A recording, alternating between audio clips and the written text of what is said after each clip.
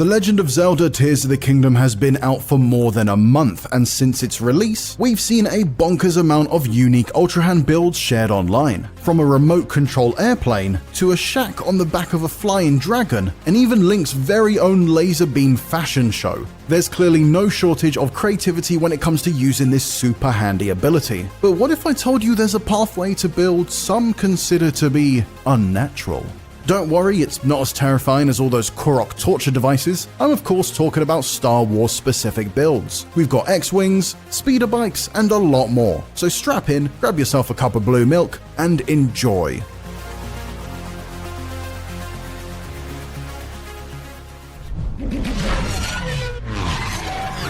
The Bunta Eve Classic. This deadly race introduced us to a now legendary Star Wars vehicle, the Pod Racer. Whether you're blasting through the Gerudo Desert or driving around Central Hyrule, unleash your inner Bombad racer with your very own multi-engine cruiser. Just be careful where you're driving the thing.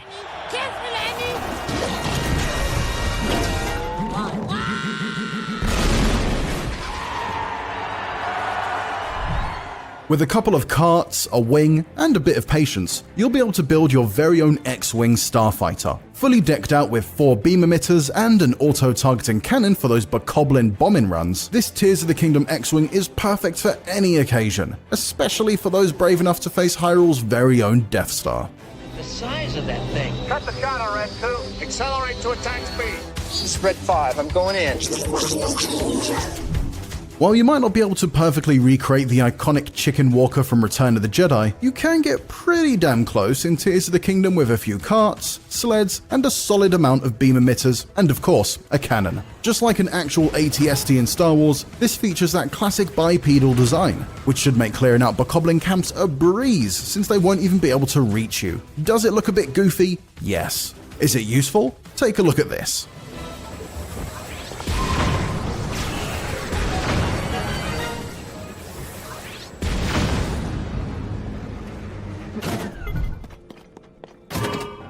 Found yourself in a spot of trouble and need some heavy-duty protection? This build from Alfredo the Impasta has a passing resemblance to the Galactic Republic's much-loved Clone Wars era tank. Filled with a deadly array of auto-weaponry with room to add more, and even a working door, this smart tank will have no problem exploring Hyrule's depths or taking on any foe.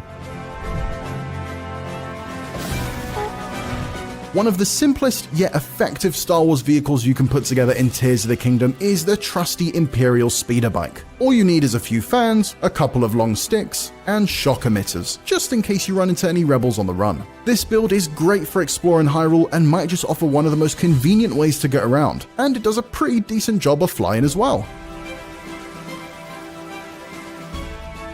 Alright, I know what you're thinking. This is the thickest TIE fighter you've ever seen. But don't let its hench width fool you. This bombing plane is still highly maneuverable thanks to its glider base and double fan design. And while it might not include the auto-targeting capabilities of some of the previous builds we've shown, its dual cannon setup still offers plenty of punch and pairs well when used with a dive bombing tactic. Thankfully, you should be the only Imperial in the sky, so you won't have to worry about getting clipped by your fellow wingman and spinning out.